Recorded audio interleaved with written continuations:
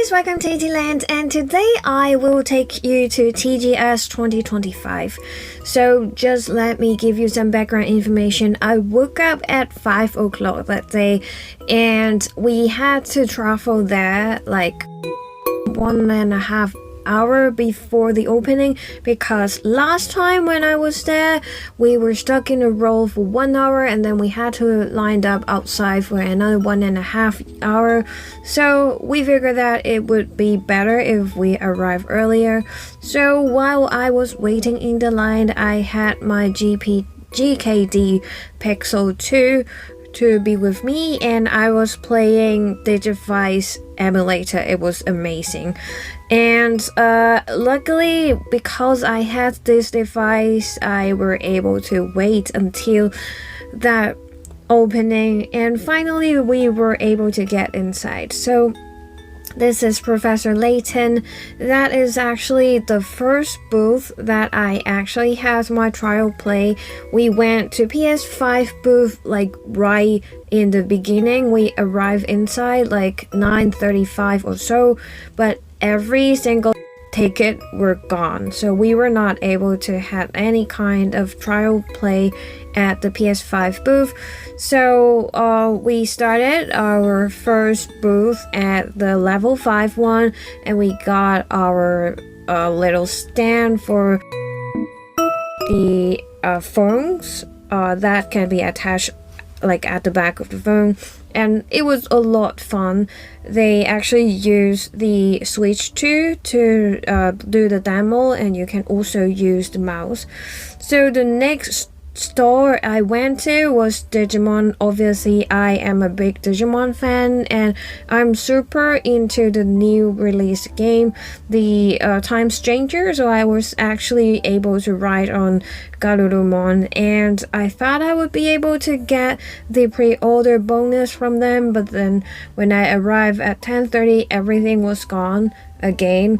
So the next thing I went to was the Monster Hunter Stories 3. Big fan of this game, and I also saw Idol. It's just so good for this game. I was so disappointed by the Monster Hunter Wild because it was kind of mediocre, but the Stories 3, that is absolutely a blast. So strongly recommend you to just have an eye on it. And walking around, my hubby went for Onimusha and he said it was a blast too. So he was super happy that he got a chance to play it, because he thought that if not getting the trial play on the PlayStation booth, then he probably couldn't get it, but then he also got it, so that was a good thing. And there are many booths, but this one was actually super duper, I don't know how to say, stand out maybe. Like there was like ancient Chinese stuff inside a Japanese exhibition. But anyways, that there were a lot of like Chinese makers and phone games makers that attended the exhibition. And outside of that, of course, we have a lot of like Japanese game makers companies that also attended this exhibition. But still, here and there, for example, Infinity Nikki, this just a game from China as well. So we see a lot of influences like this one as well from China. The Atlas and Sega booth was absolutely one of my favorites outside of Digimon Level 5 and Monster Hunter Stories. So I didn't really play anything on their booth because currently the new releases were not something that I'm interested, but I was also able to take a look at the Metaverse Game Awards in Japan, and also take a look at Aigisu. Like, she's so freaking cool, and I was so happy to be able to see it in that distance. So we still walk around a lot, and I gotta say that there are so many booths that I had no idea what they were trying to do. So we move on to the booth, the area that they have more stores and things that are more related to products and so on. So when I arrived, the Monster Hunter store, like most of the things were gone. So I was super disappointed. Atelier booth as well, most of the things were gone. And then they also have a very cool setup for Final Fantasy and a room for Monster Hunter that shows you all the products that are related to gaming as a furniture and setup. So this is from Italy, and I literally have a Monster Hunter gaming chair at home for hubby. I really wanted these plushies, but obviously they were not available.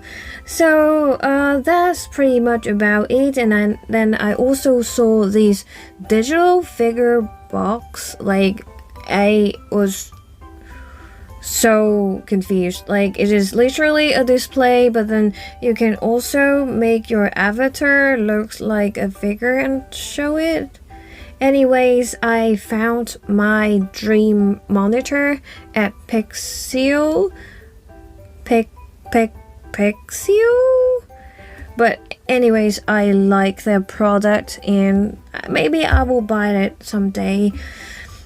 This is a very interesting and cute VTuber room, but I have no idea why they also have such a booth here. And that's pretty much about what I saw that I thought interesting. And finally, we are going to look into handhelds. The first booth I went to is obviously Ayaneo.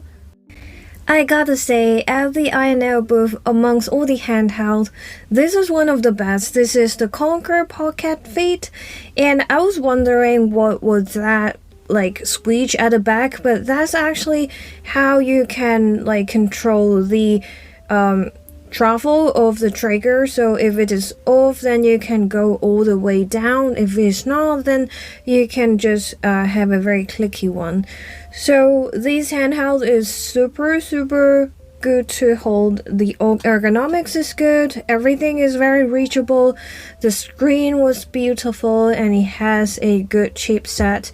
And I actually had some kind of experience with other Ayaneo handheld, but this one is like a lot better. So if I have to score, if I am not interested in the Pocket DS, this is probably the best in their product line right now. I mean, they have more like expensive ones, but I like this a lot better. But I gotta say the yellow was kind of ugly. I mean, it is ugly to me, so really not a fan of this color, but I just don't understand why they went for it. Maybe it's because of some kind of like feng shui or something. I don't know why they keep using Genshin as the game to display. Like, there is something very wrong about Genshin at the booth because it doesn't recognize any input. So I was also very interested in trying this one. This is probably the Pocket Ace, but then nothing register. It does look a little bit thicker than I thought, and the stick are like very small when you look at the whole composition. But then it is also kind of okay to hold, but then I would say it is not as good as I anticipated in the past. So I was like, okay, I'm good with that. I would rather choose the Konkr Feet over this one. Like, it's gonna be more expensive, but the Konkr is a lot more comfortable to hold and it makes a lot more sense to me. It's kind of a pity because I kind of wanted it, but it was not as I expected. There is just a size comparison of the Konkr Feet and the Switch Lite, so they are pretty much the same for the width, but obviously it is going to be thicker. And next to the Pocket Ace, we also have the Ayaneo Evo. Pocket Evo. I'm not sure the exactly name, but here it is. It is large, but it is unexpectedly light. You don't expect it to be that light, but it is. It is a relatively big handheld, obviously, but it is also very comfortable to hold. If you prefer something bigger, this is also a good option. One thing to bear in mind, if you don't like any kind of fingerprints, smudgy, anything like that, this is probably not the one for you, because it really catches a lot of fingerprints and you just don't want to do that. So on the side, we also have SD card slots and so on.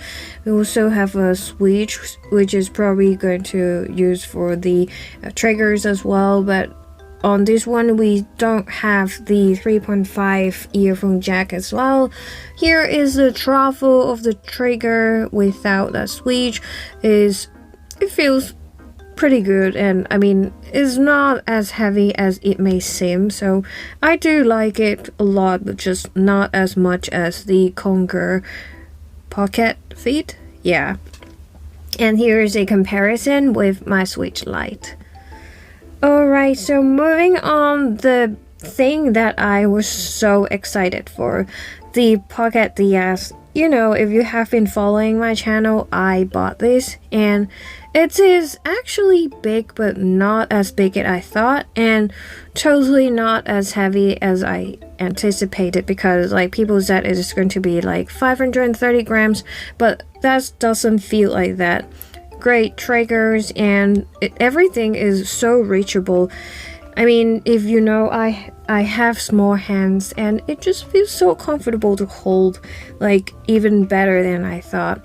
The screens, I don't see too much of difference of the OLED and LCD.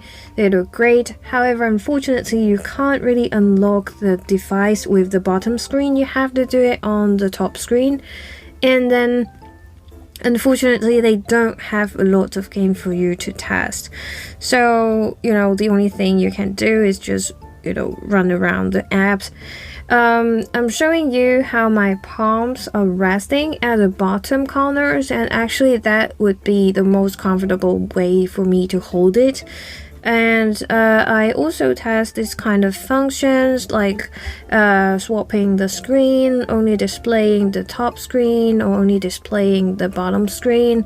So these kind of functions are quite useful, and it's quite easy to understand how these functions work. So I'm happy with this function, but I wanted to try more on gaming part, but that was not available. Like the only game they had on here is Genshin.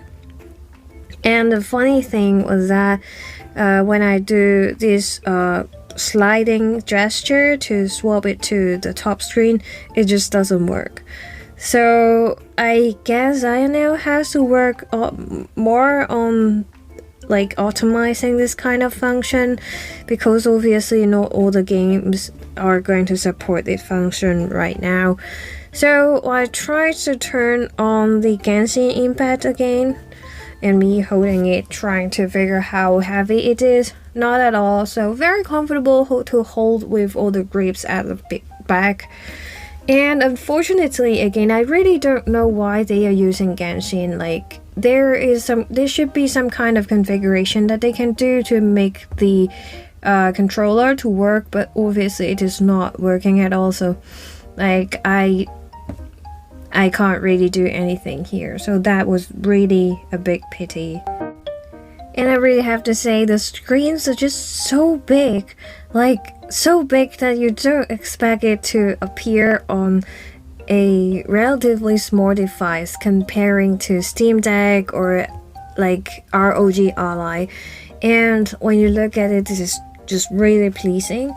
So I do hope that when I receive my device, I can, you know, try some Game Hub games on it, so that I can actually get a taste on how PC games running here. And I do have high expectation on the Game Hub thing. So wait for my review. I will do more Game Hub things on this. And Apart from that, I really had to try the multitasking function. So I use the, first of all, try this kind of swapping function. Now it works. So obviously it didn't work with Genshin Impact, but with the YouTube app, it works. And then I also had the Google Play running at the top and YouTube running at the bottom. Obviously, this is going to be too easy for this device to run, so there was no problem at all. And I wanted to hear the speakers better, but then the surrounding was too noisy. So from as far as I can tell, the speakers are good, but I'll have to test more. But basically, I'm very satisfied by the things I saw so far. And I also got the chance to actually test the hinge. So if you can see here, it is very sturdy, and at the very end of the closing action, there's a magnet to hold it up. So it will not just go like close suddenly, but it will gradually close. And at the back, we also have a lot of fans, and it doesn't go very hot. So now is the time for the size comparison. Surprisingly, it is not as long as a Switch Lite. I saw some people complaining how it is not pocketable, but I mean, it is a non-issue to me. It is very portable. Comparing to a 3DS XL or LL, of course, it is a lot larger, and it does seem a little bit thick, quite thick on the camera, but when you hold it, it really doesn't feel as thick. And here is a comparison of a opened 3DS XL to the Ayaneo Pocket DS. Alright, so next is something more fun. This is the Ayaneo 3. My first impression is that it does look really alike with the Ayaneo Evo. And they also have these back buttons, which are really long, but is what it is, and it's okay. It's not like uncomfortable at all. So we can look at the surrounding. There are a few buttons, and they also have that trigger toggle. And the selling point of this device is that they can swap the modules for the controller. So they actually have another one with another module, and I don't know why they had this game here, which the like control pad, the touchpad is not working. And then when I was trying to press the button, something just happened. So take a good look at my thumb. Yes, it just came off. I mean, it's a good idea that you can swap the modules and the buttons, but if they just come off, then that's just a big no for me. So no, it's expensive, and it's an interesting and fun idea. Just not really the thing that I would actually buy. It's more like gimmicky. Aside from that, they also have their mini PC. I didn't see a lot of people talking about that, and I'm not particularly interested. On the other hand, they do have their Pocket Air Mini, and it resembles a lot with their Ayaneo Pocket Air, which is their first generation Android handheld. It's really light, and I think it is a really good device for retro gaming because it's a 4x3 display and is not expensive at all. I do really like the feeling of the buttons. It is not too soft, not too hard, very easy to press. And let me just do a quick size comparison. It is quite small, even if we are comparing to a Switch Lite, and I would say it is pretty much about the same width as a Nintendo 3DS XL. So it's really small, and I actually got a chance to look at the Ayaneo Flip DS. I do like that they have this rubber kind of texture at the back so that it is really easy to hold and very comfy. and I gotta say it's really thick, even thicker than that of the Ayaneo Pocket DS, but they just also use the same kind of hinge, so I feel like the hinge is very sturdy. They also have a lot of buttons at the bottom, however these actually make the screen a lot smaller, so I won't prefer that. At the back, these fans actually had a lot of hot air coming out, and by a lot I mean really a lot. So that's very different from what we have on the Pocket DS. The triggers and the shoulder buttons are fine. However, the D-pad is actually a big no, a big red flag. I do mention that there's a lot of hot air coming out from the vent, and right after I closed the lid, it just kind of restarted, or like resuming from the sleep mode, so it's kind of weird. But the problem is the D-pad and the bottom screen were super hot, like you don't want to touch it kind of hot. I don't know, is it because they have in here charging it all the day and opening it all the day, that's why it's so hot or something, but that's just not a good sign, and you don't get the same thing from the Pocket DS. So I am glad that I didn't choose the PC version and I just picked the Android version. And obviously I have to go to see something interesting, but in my way I also saw a, I don't know what that is, like a Gundam or something like that, but that's cool. Anyways, I was there to see this thing, the Onexplayer Sugar? Yeah, so this is my very first time to see it, and I think that's gonna be my very last time as well. I just want to try that transformer kind of function, so I was interested in doing all the transformation. Well, it's a cool device, you know, you can flip it to the back, to the front, and whatever, but that's it. Like, the first impression of holding it is already uncomfortable. Like the triggers and the shoulder buttons, they are so hard to articulate, and it is very like a brick kind of geometry, so it's not like comfortable to hold at all. When you flip it over like this, it is very not sturdy. You can see it just kind of opened a little bit, so this is definitely not something we want to try. When you have the second screen flipped to the side to make it like a 3DS, is a lot more sturdy. So this is how you do it, but for the D-pad it just doesn't make sense. That attachment is using magnetics to attach it. It's a cool thing that it is attachable or detachable, but then when you just press it to the side, it's just come off, and it is still so hard to press the shoulder and trigger buttons. Definitely not something like a person who loves shooter games would want. And this part here also not very comfortable to hold, and I don't know, it's just the whole thing is so uncomfortable, and the whole edge and all the things are just really not ergonomic at all. I mean, it's really cool that they somehow managed to make all the things work in such a unique handheld, like you can flip it over and whatever, but then it just work. It's not going to be nice, or it's not gonna be like something you want to work that way.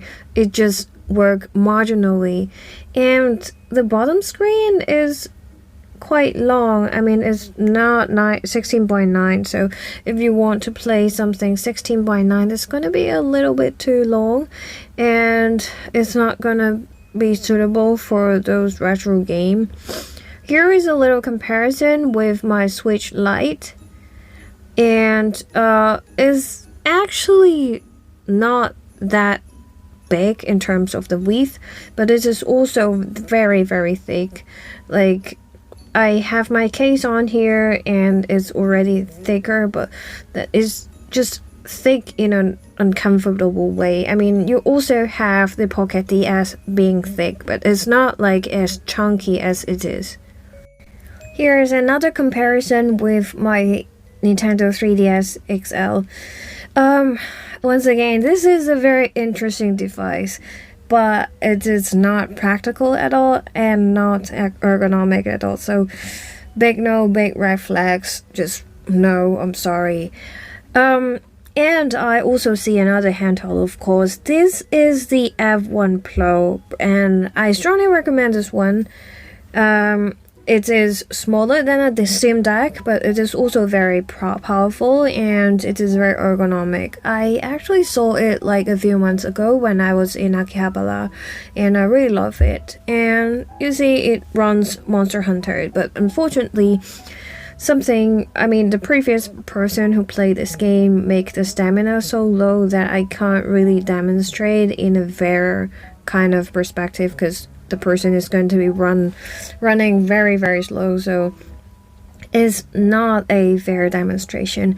But this is actually a really good device with good speakers, not heavy at all, and the screen is crisp, and it's a 7-inch, as I remember, 16.9 display, so I really like it. And the whole ergonomic and the buttons were so good as well, so strongly recommend. But it's gonna be a super expensive device. It's quite cool that they have this light at the side that will glow, and on the top we also have a full-size USB, which is kind of rare in these days. And we also have the some buttons that we can map, so it's not going to get very hot at all, and it's really nice. So I actually like this one over ROG Allies. It's a really good device if you want a smaller Windows handheld.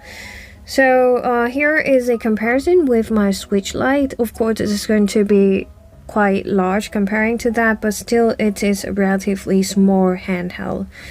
And once again, the weight is not that much, so it's really, really comfortable to hold. I'd say the triggers and the shoulder buttons are really comfortable to press, and for the joysticks as well, they are very comfortable, and it's not like too large. So it's really suitable for people with smaller hands, but once again, you gotta have enough budget for that, because it was like $2,000 for the most expensive kind of version. So it's obviously not gonna for everyone. Even I am not going to buy it, but I don't know, maybe in the future if I see something secondhand in a good price, maybe I will consider that. But so far, for the time being, I would just consider using a mini PC and stream it to my Android handheld, or just, use my Steam Deck. Alright, so the next one is the the Onexplayer X1 Air. Obviously, this is a tablet with a keyboard, and they just kind of attach the controller onto it.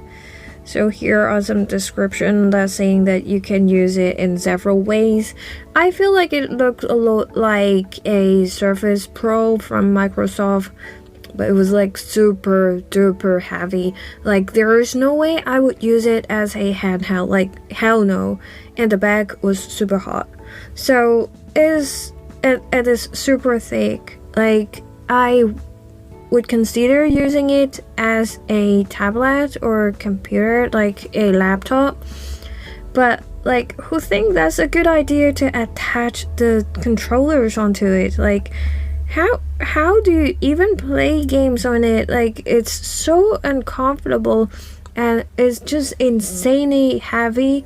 Like, how would you hold it? Like, it's not even comfortable to just put it on the table and hold your hands up to reach those controllers. So I don't know.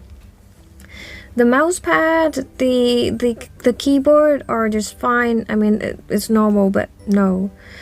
Alright, so moving on to our next handheld. This is the Onexplayer G1. It's really cool that it has a detachable keyboard, but this is my second time seeing it, and I never got it right to, just open the keyboard, so I needed someone to help me twice for the same thing. And you can see it is a very, very thick kind of computer or laptop, but you can use the controllers built in, and still this is not comfortable to use the touch keyboard, and the buttons itself feel alright, it's good to press, but then the position where they are still not very comfortable to control and is kind of heavy. Moving to our next handheld, obviously this is the ROG Ally Xbox version. We were told that this is the only place in Japan that we can see the handhelds in person.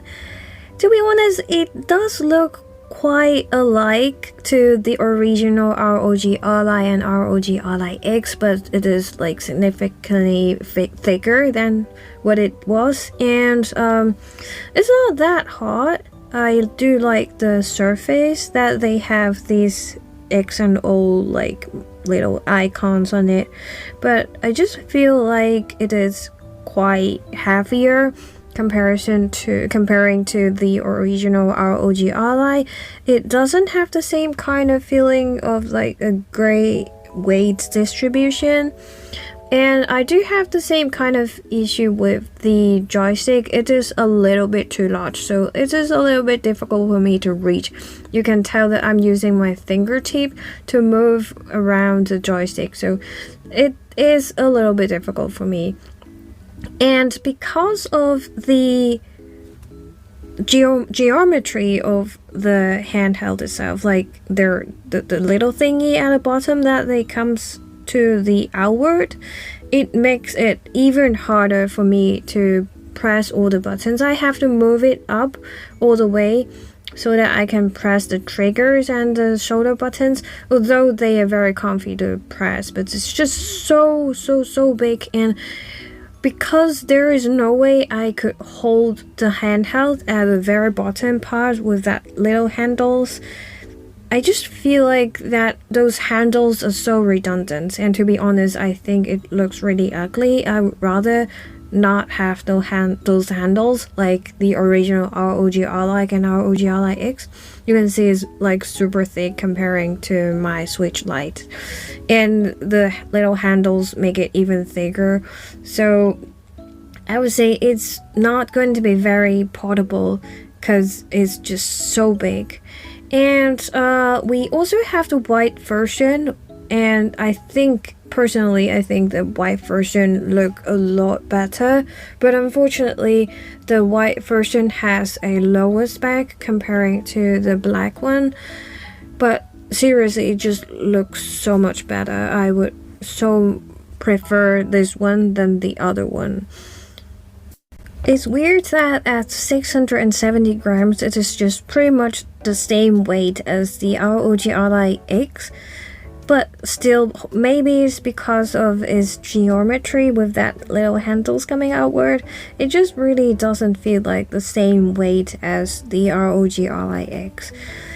And I don't know, like, it could be a nice device, but it's heavy and thick, and I don't know, if you are just playing at home, why not just stream it to your Android device from your PC, unless you only have this one. But if you can afford this one, then probably you can also afford a mini PC plus an Android handheld. So I really don't know. I cannot think of any case that I would buy this device in particular, because of obviously it is not that comfortable anyway.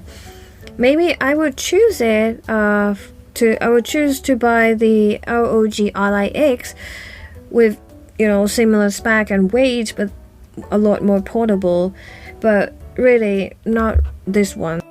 But of course, this is just my personal opinion. Moving on to our second last device, this is the GPD Win 5. Don't be fooled by its like Vita-like or PSP appearance. It is super big, and it's actually quite thick. The triggers and shoulder buttons, they are comfortable to press. And I would say the other buttons, including the D-pad, are also comfortable. And you can see the screen is big, and the other buttons seems to be very fine as well. I have no issue with their joysticks, but you know, those are just the okay part. But then if you flip it to the back, currently it is attached with the battery, and there is no battery inside the device, so you have to either attach the battery to it or always plug it to your charger. So it's not like it's super portable. You have to either do it this way after removing the battery, and well, that would make it a lot lighter and make it seems a lot more usable. But then since there's no battery, when we remove it and change it to the battery mode, you have to always attach the battery and place it on the table. And the funny part is that at the booth, I asked the guy to demonstrate it to me, so he removed the plug at the top and then he tried to attach the battery to the back like this. But the battery was not connected very well. You see, it is a very thick device already, although it was not like super heavy, it's like 500 something, but considering that there is no battery, it's even worse than the ROG Ally Xbox. So like, this is like not portable at all in my opinion. And that battery is just so bad. I mean, even if they are doing a demonstration here, they can't make it work. Like, how are you supposed to have it working in your real life? I have no idea. Fortunately, the GPD Win Max 2 2025 is a really decent handheld. I also saw it in High Beam in Akihabara, and I really loved it. It makes a lot of sense with their size, with the weight, and even though the button seems to be a little bit far away, but it's not at all, and the hinge is really sturdy, and it's actually a very compact kind of device. You don't expect yourself to do a lot of typings here, but you can still type it. And all the buttons and the triggers and the joystick are very reachable. So I would say this is a much better choice comparing to the GPD Win 5. And after that, I just walk around seeing some products from Play Vital, and I just kindly asked them if they could also add a light purple kind of option for their Steam Deck products, and they said maybe they will add more Steam Deck products. Also for Tom Talk, I also asked if they can actually refill their stock for the slim case of Steam Deck. And that's pretty much about my tour in TGS 2025. I hope you like it, and feel free to leave some comments to me regarding this video. And bye!